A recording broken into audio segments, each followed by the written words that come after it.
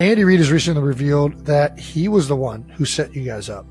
How true is this revelation by Big Red? Whatever Andy Reid says, we're going to stand by. We're not going to refute anything? He says it. Cupid, that's what happened. Big Red. What's up, everyone? Welcome back to the channel. If you're here, you're probably as obsessed with Taylor Swift's love life as the rest of us. And honestly, who can blame you? The woman has given us more relationship content than a Netflix rom-com marathon. But today, we're diving deep into why Travis Kelce isn't just another name on Taylor's ever-growing list of exes.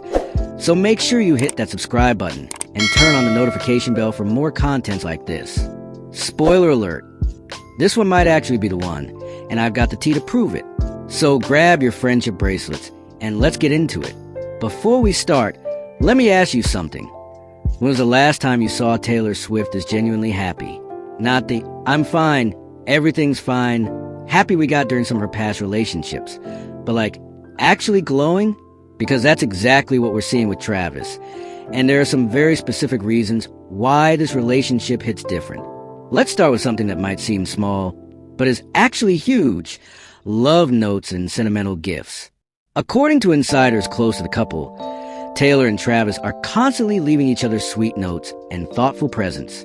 Now, before you roll your eyes and say, every couple does that, hold up, because apparently, Taylor has never experienced this level of thoughtfulness from a partner before. Think about that for a second. We're talking about someone who's dated some pretty high-profile guys.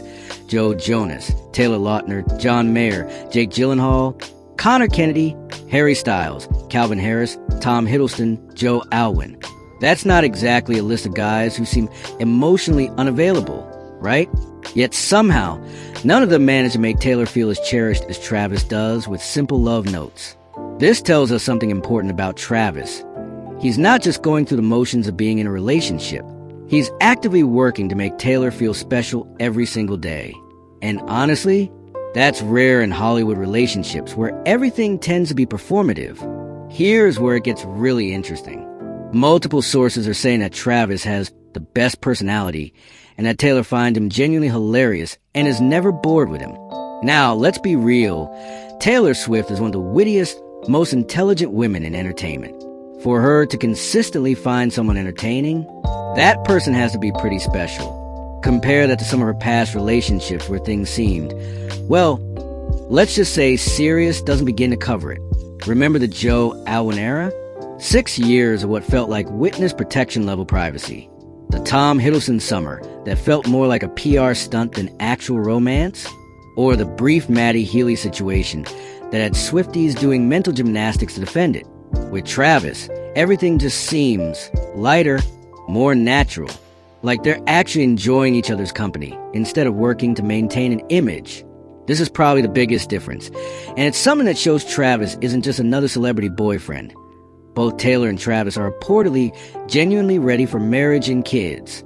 Not maybe someday ready, not if the timing works out ready, but genuinely ready. And here's the kicker. They spent this past summer together. And instead of getting sick of each other like most couples do when they're together 24/7, it actually solidified their future plans. Taylor has been loving the quiet, normal days with Travis. Quiet, normal days with Taylor Swift, the woman who could probably sell out Madison Square Garden just by announcing she's thinking about doing a show there. She's choosing quiet days at home with Travis over, well, literally anything else she could be doing. Speaking of those quiet days, it's pretty clear they've been essentially living together for a while now. Their recent podcast appearance gave us these casual, domestic glimpses into their life together that felt so normal, like refreshingly normal. This isn't the carefully curated, Instagram-perfect relationship content we've seen before. These are two people who are comfortable enough to share the mundane, everyday moments of their relationship. That's not something you do unless you're really, genuinely secure in what you have. So, what is it about Travis that makes him different from the Joes, Harrys, Jakes, and Calvins of Taylor's dating history? I think it comes down to 3 things. First, he's confident in his own success. Travis Kelce isn't trying to use Taylor Swift to boost his career. The man has 3 Super Bowl rings and is already at the top of his game. He's not intimidated by her success because he has his own. Second, he's genuinely funny and lighthearted. After years of what seemed like very serious, sometimes brooding relationships, Taylor found someone who makes her laugh every day. Never underestimate the power of finding someone who can make you genuinely happy. And third, this is big. He's ready for the next chapter. Not someday, not eventually, but right now. He wants the marriage, the kids, the whole domestic bliss situation. And he wants it with Taylor. That kind of certainty is probably incredibly refreshing after a decade of maybe relationships. Look, I'm not saying Travis Kelce is perfect. Nobody is. But what he represents is something Taylor hasn't had before. A partner who's her equal, who makes her laugh, who shows up for her in small, everyday ways, and who's ready to build a real life together instead of just having a celebrity relationship. After watching Taylor navigate heartbreak after heartbreak, turning each one into musical gold. Thank you for that, by the way. It's genuinely wonderful to see her in something that looks like it might actually last. And that's where we're going to wrap up today's deep dive. What do you think?